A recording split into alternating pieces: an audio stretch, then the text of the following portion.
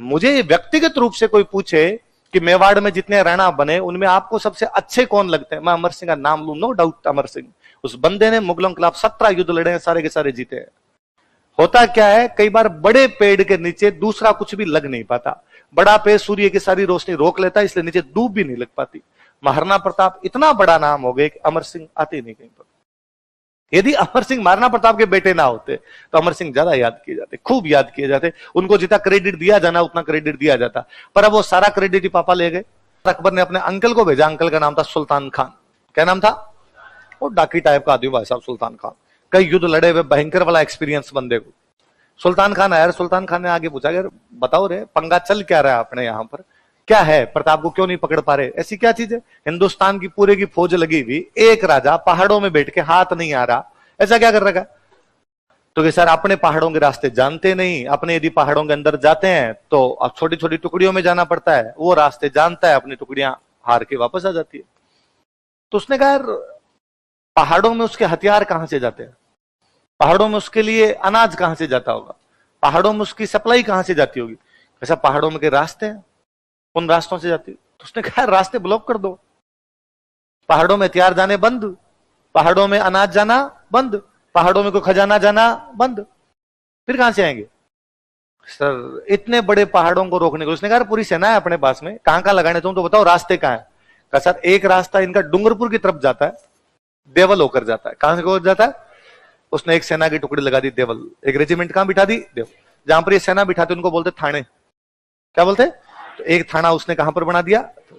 और बताओ? तो कहा डूंगरपुर वाला रास्ता बोलोगा, अब डूंगरपुर से कोई भी सहायता मिल नहीं सकती। और कहा एक पाली की तरफ रास्ता निकलता है, वो कहां से जाता है? देसूरी। कहां जाता है? उसने कहा देसूरी बंद करो, तो एक थाना कहां बिठा दिया? देसूरी। और बताओ कि साहब एक रास्ता उदयपुर की तरफ निकलता है, वो कहां से निकलता है? देबारी, देबारी ब्लॉक करो। एक थाना कहां पर बना दिया? देबारी। और कि सर इनका सबसे महत्वपूर्ण थाना जो है, महत्वपूर्ण जो रास्ता है वो राजसमंद होता हुआ अजमेर की तरफ निकलता ही है, ये कौन सा है? ये है दिवेर। ये कौन सा है? कि सर इसमें इनको दो फायदे हैं। क्या दो फायदे हैं? कि एक तो इनको अजमेर वाला रूट इनका खाली रहता है, यहां से इनको सप्लाई वप्लाई खूब आती रहती है। फिर दूसरा, अपने को भी सारे साधन अजमेर से मंगाने पड़ते हैं, क्योंकि इन्होंने अपनी पब्लिक को तो पहाड़ों में शिफ्ट कर रखा था, अपने अनाज कहां से मंगाए? अजमेर। और ये इस रास्ते से अपना सामान आने नहीं देते, इनके सैनिक अपना सामान बीच में लूट लेते हैं। इसलिए अपने को तो यहां दुविधा का सामना करना पड़ता है, अपने को सामान लाने के लिए भी सेना लगानी पड़ती है। उसने कहा मत चिंता करो, इधर मैं बैठा हूं। उसने 4 थाने लगा दिए, डूंगरपुर वाले रास्ते पे देवल, पाली वाले पे, उदयपुर वाले पे, और राजसमंद वाले पे, और दिवेर वाले में खुद जाके बैठ गया। और वास्तव में उसने प्रताप को ब्लॉक ही कर दिया कि पहाड़ों से बाहर निकलना ही बंद, हालत अंदर खराब कर रखी। अंदर वो बैठे बैठे वेट एंड वॉच की स्थिति में, आज नहीं तो कल, कल नहीं तो परसों खाली होंगे, तब करेंगे कुछ ना कुछ अपने, कभी ना कभी तो इनको खाली करने पड़ेंगे रास्ते यहां से। इधर दशहरे का त्योहार है, कौन सा त्योहार है? अपने दशहरे पे यहाँ पे हथियारों की पूजा होती है, शस्त्र पूजन करते हैं आप भी। अच्छा, शस्त्र पूजन के बाद में ये माना जाता कि तलवार म्यान से बाहर निकाली, आपने उसका पूजन किया है, तो अब तलवार म्यान में तभी डाली जाए जब उसके खून लग जाए, खून लगना जरूरी है। तो अपने दशहरे के दिन लड़ाइयां होती थी, छोटी मोटी कोई ना कोई लड़ाइयां करते, उन लड़ाइयों को बोला करते टीका दौड़। क्या बोलते? टीका मतलब तिलक, हथियारों के तिलक लगाया, उसके बाद में जो लड़ाइयां हुई उन लड़ाइयों क्या बोला करते? टीका। अब हथियारों की पूजा वूजा की, महाराणा प्रताप ने अंदर बैठ के अब कहा भाई अपने को लड़ाई करनी है, कहां लड़ाई करें? तो कहा भाई मुगलों के 4 कैंप है, चारों कैंपों में कहीं पर हमला करते हैं। कहां हमला करें? मंत्रियों से पूछा तो सब लोगों ने ऊपर वाले 3 कैंप बताए, भाई यहां पर हमला कर लिया जाए। यहां पर क्यों कर लिया जाए? क्योंकि दुश्मन की सेना थोड़ी कम है, दिवेर में सेना ज्यादा है, तो दिवेर में अपने को नुकसान हो सकता है, यहां पर किया जाए। महाराणा प्रताप ने कहा दिवेर पे करें ज्यादा ठीक नहीं रहेगा। कैसे? कि मुगलों को सबसे अधिक भरोसा कहां पर है? उन्हें लगता है भाई दिवेर पर अपने कभी भी हमला नहीं कर सकते। सुल्तान खान खुद कहां पर बैठा है, तो पहली बात तो वो वहां पे निश्चिंत हो रखेंगे, यहां पर तो हमला हो ही नहीं सकता, इसलिए वहां पर यदि करेंगे तो सफलता के चांस ज्यादा है। दूसरा, यदि दिवेर जीत गए ना तो बाकी वाले 3 तो मुगल भाग ही जाएंगे। लगा दिवेर ही जीत गए तो क्या होगा? सर्जिकल स्ट्राइक है वो, दिवेर पर हमला किया गया, सारी की सारी मुगल फौज काट दी गई। अगले थोड़े दिनों के अंदर दिवेर खाली करवा लिया था, देसूरी, देबारी, देवल, यहां पे 36,000 मुगल फौजी सरेंडर करते हैं। मैं कई बार सोचता हूं यार दिवेर का युद्ध हमारी हिस्ट्री में बताया क्यों नहीं जाता? दिवेर का युद्ध हमारी किताबों में उस कदर क्यों नहीं पढ़ाया जाता?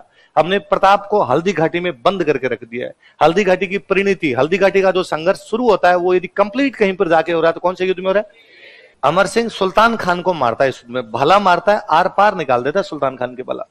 सुल्तान खान डाकी टाइप का आदमी था, सुल्तान खान के भला मारा तो आर पार निकल गया। युद्ध जब समाप्त हो गया तो घायलों को उठा उठा के ला रहे थे, देखा सुल्तान खान घायलों में पड़ा तो महाराणा प्रताप खुद मिलने के लिए गए। भले भले दुश्मन हो यार, सेनापति था अगलों का, मरते हुए आदमी से मिला तो जाए कम से कम। सुल्तान खान बाप रहा अंतिम सी सांस गिन रहा है, तो महाराणा प्रताप गए सुल्तान के पास और उनको जाके पूछा, सुल्तान खान तेरी कोई अंतिम इच्छा हो तो बता दे, मरते हुए आदमी की अंतिम इच्छा तो पूरी की जाए। तो उसने कहा, मैं उस लड़के को देखना चाहता हूं जिसने मेरे भला मारा है। मैं सुल्तान खान हूं, मेरे को सामने आ जाए, मैं आंखें निकाल दूं ना तो आदमी को डर लगता है, और नजदीक आ जाए मैं झिंटे पकड़ लू ना, बिड़ा बिड़ा के मार दूं। मेरे भाला मारा यार, आर पार निकाला है, तो मरने वाला सा था।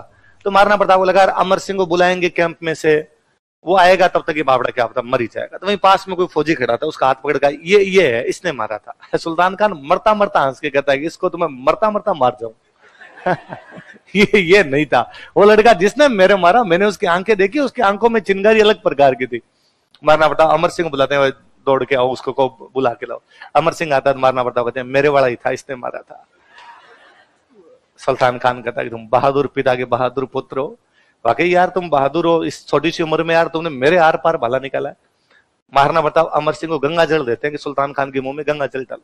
हमेशा मानते हैं कि मरते हुए आदमी मुंह में गंगा जल डाला जाए तो जन्नत मिलेगी, स्वर्ग में जाएगा। ठीक है दुश्मन है अपना, पर अब तो मर ही रहा है बेचारा, गंगा जल दिया जाए। अब उसे गंगा जल वगैरह डाल दिया, उसकी बोली वोली बंद हो गई, आंखें बंद हो गई, पर उसकी धड़कने चले थोड़ी थोड़ी, मरे नहीं वो। क्योंकि घायल आदमी के साथ सीधी सी दिक्कत है, जब तक पूरा खून नहीं निकलेगा वो मरेगा नहीं। ब्लड लॉस्ट होना पूरा जरूरी है तभी वो मरेगा। एक तो क्या होता है भाई, आपका सिर फूट गया, खून फटाफट निकल गया, उसके बाद भाला अंदर घुसा हुआ तो उसका खून धीरे धीरे निकले उस घाव से। तो कहा यार ये जब तक खून नहीं निकलेगा मरेगा नहीं, बापड़ा तड़फ रहा है यार पड़े पड़े इस प्रकार से। तो महाराणा प्रताप अमर सिंह को कहते हैं कि भाला खींच के बाहर निकाल देते, एक झटके मर जाएगा। मरना तो 10 मिनट बाद मरे, 15 मिनट बाद मरे, क्यों तड़पे बेचारा, मर जाए। तो कहते वो इतना मोटा आदमी था कि अब अमर सिंह से भाला निकले नहीं, जाते तो यूं घुसा दिया बंदे ने और निकले नहीं। उसके बाद अमर सिंह उसके दोनों पैरों पे खड़ा होकर दोनों हाथों से खींचता है, तब उसका भाला निकलता, तब वो मरता है। अमर सिंह वो योद्धा था जिसने सुल्तान खान के भाला आर पार कर दिया था। और हम बचपन से कहानियां सुनते हैं कि वो एक दिन घास की रोटी खा रहा था और उसके हाथ से वन बिलाव घास की रोटी छीन के भाग गया था। हरे घरे घास की रोटी ही जिद बन बिलावड़ो ले भाग्यो, छोटो सो अमरियो चीख पड़ो, राणारो सुत्यो दुख जाग्यो। कोई घास की रोटी नहीं थी। कवि की कल्पना है, कवि कल्पना ही करता है। हम पढ़ते हैं जहां ना पहुंचे रवि। मैं कन्हैयालाल सेठिया का खूब आदर करता हूं, सम्मान करता हूं। उन्होंने कविता रची, इस कविता के माध्यम से उन्होंने महाराणा प्रताप को जन जन का नायक बना दिया। घर घर तक वो कविता हमारे पहुंची। पर कविताएं इतिहास नहीं होती। कवि कई प्रकार की इमेजिनेशन करता है, कई प्रकार की बातें लिखता है, हमें उनमें से हिस्ट्री निकालनी होती है। मैं कल जब आपको पढ़ा रहा था, मैंने एक बात बोली थी कि 1559 में उदय सिंह के पोता होता है, इसलिए उदय सिंह एकलिंग जी के धोख लगाने के लिए जाते हैं और उदयपुर की स्थापना करते हैं। बताया था मैंने, वो पोता अमर सिंह है। वो पोता कौन है? इसका मतलब अमर सिंह का जन्म कब हुआ है? 1559। हमें कहानी ये सुनाएगी कि हल्दी घाटी युद्ध के बाद प्रताप की आर्थिक स्थिति खराब हो गई थी, और खराब हो गई तो अमर सिंह एक दिन बेटा बेटा घास की रोटी खा रहा था और वन बिलाव उसके हाथ से छीन के भाग गया। हल्दी घाटी के युद्ध में अमर सिंह 17 साल का है। कितने साल का है? और आप कहते हो कि वन बिलाव उसके हाथ की घास की रोटी छीन के भाग गया था। हल्दी घाटी के युद्ध में उसकी पोस्टिंग थी उदयपुर। यदि मुगल उदयपुर की तरफ हमला कर दे, उधर महिलाएं थी परिवार की, उधर हमला कर दे तो महिलाओं की रक्षा की जिम्मेदारी होनी चाहिए। वो हल्दी घाटी के युद्ध के टाइम भी उदयपुर में लड़ रहा था। और ये कैसे हो सकता है कि हल्दी घाटी के युद्ध के टाइम में तो अमर सिंह इतना छोटा सा रहा हो और 4 साल बाद 1580 में शेरपुर में उसको यह भी पता है किसको लेके जाना है, किसको छोड़ के जाना है। और दिवेर के युद्ध में सुल्तान खान के भाला मारता तो आर पार निकाल देता है। हमने इन कहानियों के माध्यम से अमर सिंह को तो भुला ही दिया। मुझे व्यक्तिगत रूप से कोई पूछे कि मेवाड़ में जितने राणा बने उनमें आपको सबसे अच्छे कौन लगते हैं, मैं अमर सिंह का नाम लूं। No doubt Amar Singh. उस बंदे ने मुगलों के खिलाफ 17 युद्ध लड़े हैं, सारे के सारे जीते हैं। होता क्या है, कई बार बड़े पेड़ के नीचे दूसरा कुछ भी लग नहीं पाता। बड़ा पेड़ सूर्य की सारी रोशनी रोक लेता है, इसलिए नीचे धूप भी नहीं लग पाती। महाराणा प्रताप इतना बड़ा नाम हो गए कि अमर सिंह आते नहीं कहीं पर।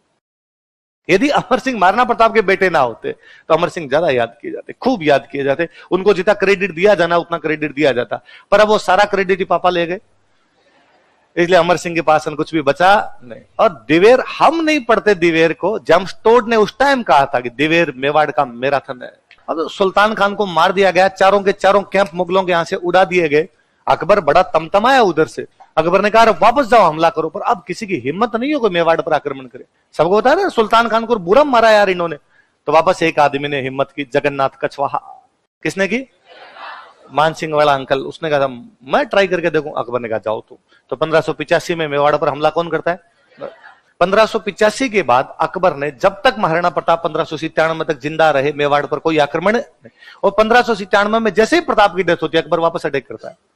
इसका मतलब इन बीच के 12 साल में अकबर को बहुत अच्छे से समझ आ गई थी कि आरएस में सिलेक्शन पटवारी ग्राम से दे लेने चाहिए, इधर अपनी पार पड़ेगी। क्योंकि इन सालों में प्रताप ने अफगानिस्तान पर अटैक किया है, पंजाब पर अटैक किया है, बंगाल पर अटैक किया है, उड़ीसा पर अटैक किया है, दक्षिण भारत पर अटैक किया है। ऐसा कैसे हो सकता है कि आप पूरे भारत के छोरों पर आक्रमण करो, सब जो बाउंड्री जोन पे आक्रमण करो, और नाक के ठीक नीचे मेवाड़ पड़ा उस पर आक्रमण ना करो? इसका मतलब वो समझदार आदमी है, वो प्रैक्टिकल बंदा है। उसको पता था कि यहां पर आउटपुट नहीं है, मर रहे हैं, हार रहे हैं, कुछ मिल तो यहां पे रहा नहीं, इससे अच्छा दूसरी जगह जीतते हैं, इनका तो बाद में देख लेंगे। और जैसे ही इधर प्रताप की डेथ होती है, अमर सिंह राजा बनता है। अमर सिंह राजा बनते अकबर ने वापस अटैक किए, पर उसने कहा आजा, मैं तैयार ही हूं। फिर अकबर मर ही गया था 1605 में, तब तक वो मेवाड़ का राजा उसे संधि कर लेगा, ये उसका सपना ही रह गया था। ये उसका सपना कभी भी पूरा।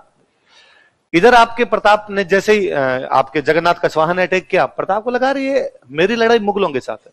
अकबर आए, रहीम जी आए, सुल्तान खान आए, शाहबाज खान आए, सैयद फखरुद्दीन आए, आसफ खान आए, मेरे समझ में आती है कि यार मुगलों से मेरी लड़ाई है, मुगलों के सेनापति लड़ने आएंगे। मान सिंह, भगवंतदास, जगन्नाथ कछवाहा क्या मांगते हैं इधर? तुम पंचायती करते घूमते हो, अब रुको, तुम आओगे मुगलों की तरफ से, मैं आमेर पर हमला कर दूंगा। प्रताप आमेर पर हमला कर देता है, और ये जो अभी नया नया जिला बना ये छीन लेता है, मालपुरा। क्या छीन लेता है? मालपुरा। आमेर वालों के पास आता, बहुत अच्छी ट्रेड मंडी थी बहुत अच्छी, इस पे कब्जा कर लिया उसने मालपुरा का टैक्स आज के बाद मैं लूंगा। अब जब मुगलों की तरफ से अटैक होने बंद हो गए, तो 1587 के आसपास महाराणा प्रताप बाहर निकल के आते हैं और मैदान में अपनी एक नई राजधानी बनाते हैं, चावंड।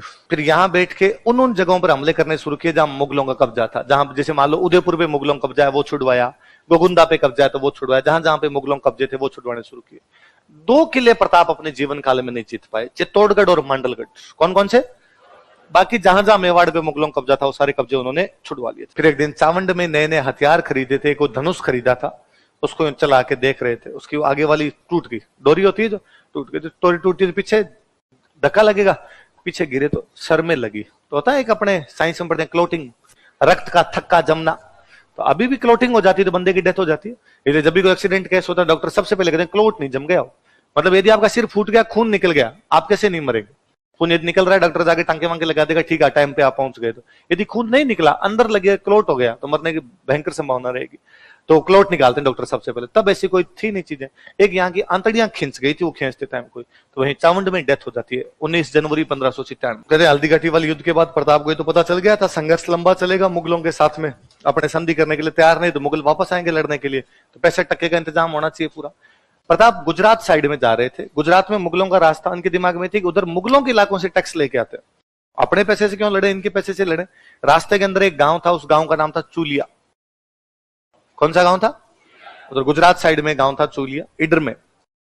यहां पर 2 आदमी आके महाराणा प्रताप से मिलते हैं, 2 भाई मिलते हैं, एक का नाम है भामाशाह, एक का नाम है ताराचंद। और इन्होंने महाराणा प्रताप का, महाराणा प्रताप पैसे टक्के की चिंता करने की कोई आवश्यकता नहीं है, आप तो पहाड़ों में रहो, पैसे का इंतजाम हम कर लेंगे, ये पकड़ो खूब सारे पैसे। अरे इतने पैसे कहां से? इनका एक तो हमारा जो पर्सनल खजाना है वो सारा का सारा आपका, आप तो संघर्ष करो, हम तुम्हारे साथ। एक प्रताप ने कहा ये तुम्हारा घर का है यार, ये मैं कैसे ले सकता हूँ? अरे सर सुनो, कुछ तो हमारे घर का है, कुछ इसमें मेवाड़ का ही खजाना है। भामाशाह के परिवार की ड्यूटी थी मेवाड़ में कोषाध्यक्ष की। किसकी ड्यूटी थी? कोषाध्यक्ष होती। भामाशाह का परिवार कोषाध्यक्ष था। पर अब मेवाड़ की किसी टाइम राजधानी चित्तौड़गढ़ थी, तब तो सब व्यवस्था है, तुम कोषाध्यक्ष, तू फलाण जी, तू फलाण जी है। अब जब तितर बितर हुए पहाड़ों में, तो कोई कहीं निकल गया, कोई कहीं निकल गया, सारे एक साथ थे नहीं, तो इनके परिवार के पास वो मेवाड़ का खजाना रह गया। भामाशाह कितने ईमानदार आदमी है, उन्होंने कहा सर ये मेवाड़ का खजाना आप रखिए, आपका ही टैक्स था, आपके बाप दादाओं का टैक्स था, हमारे तो घर पे पड़ा था, हम तो केयर टेकर थे इसके, आप रखिए इसको, कस्टडियन थे, अब आपकी कस्टडी में रखो, और हमारा पैसा ये भी आप ले लो। प्रताप ने भामाशाह गले लगाया और कहा जब तक भामाशाह और ताराचंद जैसे लोग हैं, मेवाड़ का कोई बाल भी बांका। तो मेवाड़ को उस समय बचाने वाला, मेवाड़ का उद्धार करने वाला बंदा कौन है? भामाशाह। या तो कभी मेवाड़ को बचाया था हमीर ने, या इस समय मेवाड़ को कौन बचा रहे हैं? भामाशाह। इसलिए भामाशाह क्या कहा जाता है, मेवाड़ का महाराणा प्रताप ने भामाशाह को अपना प्रधानमंत्री बना दिया था। क्या बना दिया? यार इतना ईमानदार आदमी जिसको क्या बनाया जाए, प्रधानमंत्री। फिर इतना अच्छा मैनेजमेंट है पैसा का, क्या बनाया जाए, प्रधानमंत्री। इतने रुपए ला के दिए थे कि 25 लाख तो कैश था, 20 लाख का सोना था। वो इतने रुपए थे कि महाराणा प्रताप 25,000 की फौज 12 साल तक रख सकते हैं। कितनी फौज? 25,000। 12 साल तक उनके हथियार, खाना पीना, तनख्वाह, ये सब सोचने की आवश्यकता। भाई राजा कमजोर तो इसी में पड़ेगा ना, बस सेना के रुपए कहां से आएंगे, खाना कहां से लाऊंगा, पीना कहां से लाऊंगा, ये हम दे रहे हैं। आप तो लड़ाई करो, आप तो दिमाग लगाओ कैसे क्या करना है क्या नहीं करना। कुछ साल पहले तक अपने ये माना जाता था कि हल्दी घाटी का युद्ध जो था वो ड्रॉ हो गया था। क्या हो गया था? मतलब नया तो प्रताप की जीत हुई, नए उसके अंदर अकबर की हार हुई, या नया अकबर जीता नया प्रताप जीता। आप ये मान लीजिए कि अनिर्णय युद्ध था जिसका कोई भी डिसीजन निकला नहीं था। पिछले कुछ सालों में अपने इतिहासकारों ने रिसर्च, हिस्ट्री एक ऐसा सब्जेक्ट है इसमें री राइटिंग होती है, जो बार बार लिखा जाता है। जैसे उनमें नए सोर्स सामने आते हैं, नए एविडेंस सामने आते हैं, हिस्ट्री नए प्रकार से लिखनी पड़ती है। कि आज अपने पढ़ रहे हैं कि मैं बता रहा था आपको इस दिन की भाई गणेश्वर गिरिन की खुदाइयां अब तक चलती रहती है, कल को नई चीज मिल जाए तो अपने को बताना पड़े ना, यहाँ से ये भी मिल रहा है ये चीज, वैसा वैसा हिस्ट्री दोबारा लिखी जाती है। तो पिछले कुछ सालों में हमारे इतिहासकारों ने रिसर्च किया, रिसर्च करके बताया इस युद्ध में प्रताप की जीत हुई थी। तो भाई क्या एविडेंस है आपके पास में प्रताप की जीत? तब वो एक अपने राजस्थान के हिस्टोरियन एक चंद्रशेखर सर, वो इसमें एविडेंस देते हैं कि हमें कई ऐसे ताम्र पत्र मिले हैं, कई ऐसे अभिलेख मिले हैं जिनसे पता चलता है कि प्रताप ने हल्दी घाटी के आसपास की जमीन हल्दी घाटी युद्ध के बाद लोगों को दान में बांटी थी। यदि प्रताप हल्दी घाटी युद्ध के ठीक बाद हल्दी घाटी के आसपास की जमीन किसी को दान में बांट रहा है, इसका मतलब जमीन किसके पास है? और यदि जमीन प्रताप के पास है, इसका मतलब युद्ध में जीत किसकी हुई है? प्रताप। ये तो नहीं हो सकता ना कि युद्ध में जीत अकबर की हुई है तो उसने जमीन पर कब्जा कर लिया, जमीन पे कब्जा कर लिया तो बाद में वो फिर प्रताप कैसे दान में दे सकता है? भाई मेरे पास कोई चीज होगी वही तो मैं दान में दूंगा। ये थोड़ी है कि मेरे पास तो खुद के पास तो मादलिया ही नहीं, माफ कर रहा हूं, सोने की चेन ले जा। आप सर खुद तो गले में धागा डाल के घूम रहे हो, हमें सोने की चेन बांट रहे हो, तो जिसके पास होगा वही देगा। यदि वो प्रताप के पास काम हो तो प्रताप बांट रहा है। तो ये उदयपुर वाला हवेली के मंडेर वाली जागीर उस रिसर्च में खूब काम आई थी। तो आजकल तो बाकायदा वहां पर बोर्ड ही लगा दिया, इसमें लिखा कि भाई इसमें किसकी जीत हुई थी? प्रताप की। तब ये कई ऐसे सोर्स काम में लिए गए, तो याद रहेंगे आपको। तो मंडेर की जागीर किसको दान में दी गई थी? सादुलनाथ त्रिवेदी। ये जानकारी कौन से अभिलेख से मिलती है?